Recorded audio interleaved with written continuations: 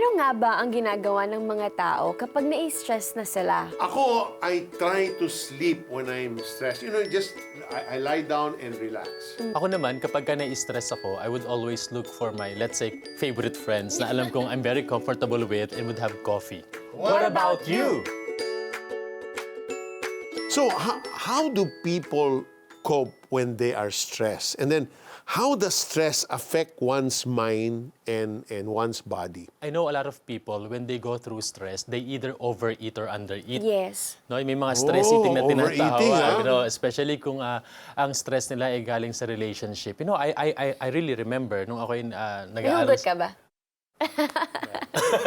Anyways, kapag let's face it, karamihan sa mga stresses natin ay because of relationships. So, ibig sabihin, because we're emotional people, so individuals, so kapag tayo na-hate on the area of our emotions, hindi natin maiwasan yung ma-stress talaga at eventually ma-develop into anxiety. So, some people would really overeat.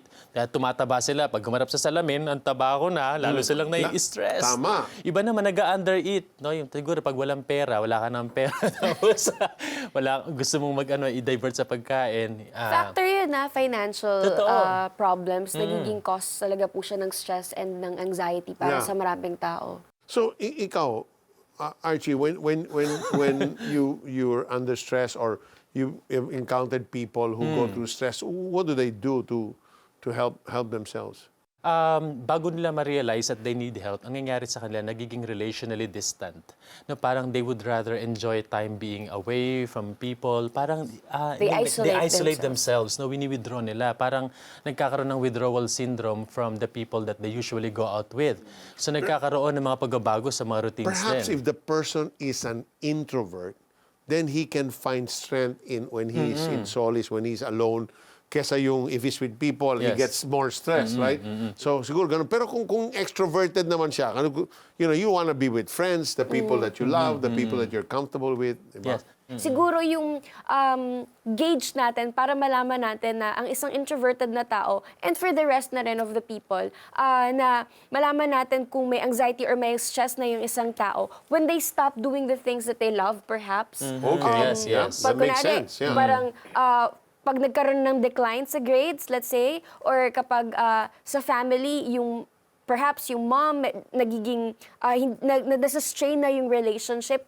If there are things, may mga red flags na dun sa isang tao, sa relationships niya, sa things that she loves or he loves to do, perhaps it's high time that we talk to that person and say, hey, do you want to talk about it? If I Maybe, may add din, yeah. yung mga tao na nagsasuffer from stress, for example, and eventually nag-lead to anxiety, sila yung mga tao na medyo hirap mag-concentrate. Yes. Sila yung parang laging mabilis ma-distract sa mga bagay-bagay because they could not focus. Ibig sabihin, that's a signal din, red flag din, na talagang you need intervention. Pag napabayaan natin, hindi tayo naging conscious o aware sa mga symptoms itong stress, it can snowball to another Yes. big problem. Tapos meron siyang domino effect. At it may lead to serious illness like depression, suicidal ideation, tapos pinanggit mo kanina mga Self-harm. self-harming, then bipolar and borderline, etc., etc. All the things you mentioned is actually addressed in the Bible. The Bible says that we are not to be conformed by the patterns of the world. When there are external triggers that are triggering us, it says, do not conform to the patterns of the world, but be transformed by the renewing of your mind. So it's saying clearly, we can renew our mind. Right. We can renew our thinking. So what self-care tips can we share to those who are going through stress? Una, acknowledge it. No, do not deny it. Kasi a lot of people are parang just suffering from it because they keep on They keep on denying denying that it, they're yeah. okay. Yeah. Sabi nga ni Paula kanina, it's okay, perfectly okay not to be okay. So acknowledge that you're suffering from And then something. go to God who can make you okay. Definitely, definitely. Tapos, it also pays when you realize you have good friends who can be there with you, who can journey with you. Yung tatang support group, no? They're just around there, sa church, o kaya naman sa school, o kaya naman sa community, lalo kung definitely family. I have always believed sa practice ng counseling that a family will always be the first base or first line of healing and I love therapy. that. Yes.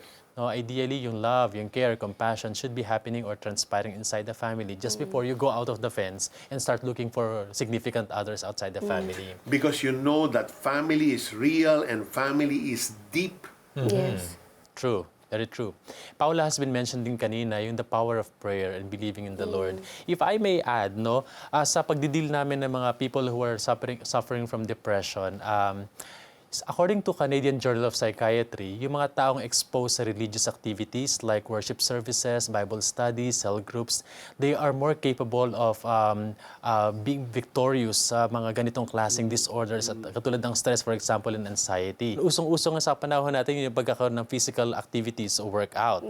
Because physical workout ay nagpupunta sa atin ng dopamine, which is in the brain, that helps us to prevent the mga symptoms like jogging, konting bench pressing o kaya naman treadmill, stationary biking, importante mga bagay na ito. Kung you cannot afford to go to a gym o kaya Or naman a sa sport that you love to do, like swimming. swimming o kaya Boxing. without hitting anyone. Ayun. What else? Talk therapy is always important. Hindi kinakailangan na marunong sa counseling o mga psychological intervention ng kaibigan mo. Just the fact that you can be a listening ear or listening person and you know someone who will listen to you, can sympathize with you, empathize with you, malaking bagay na yon. Stress is a normal part of life. But what matters is how you handle and respond to it. What is stopping you from applying these self-care tips? Do you need help? Let us know in the comment section below so we can pray for you. Don't forget to like our Facebook page and subscribe to our YouTube channel to watch our next webisode. We will share with you some helpful tips on how to handle stress at work and at home. See you in our next webisode. Alam mo, nakaka-stress pa doon pag nag-post ka sa Instagram, sa Facebook. Masaya ka, di ba? Na lahat marami nagla-like. Marami nagla-like. nagko-comments. Ang nakaka-stress doon, yung gusto mo mag-like, hindi nag-like. Yung hindi Or pumuso. else you can Diba? have so many likes. If there's one who says something, Totoo. you focus on that Totoo. one. Yes. Totoo yun. Forget that one. Diba? Pero minsan nagiging cause ng ano yun eh.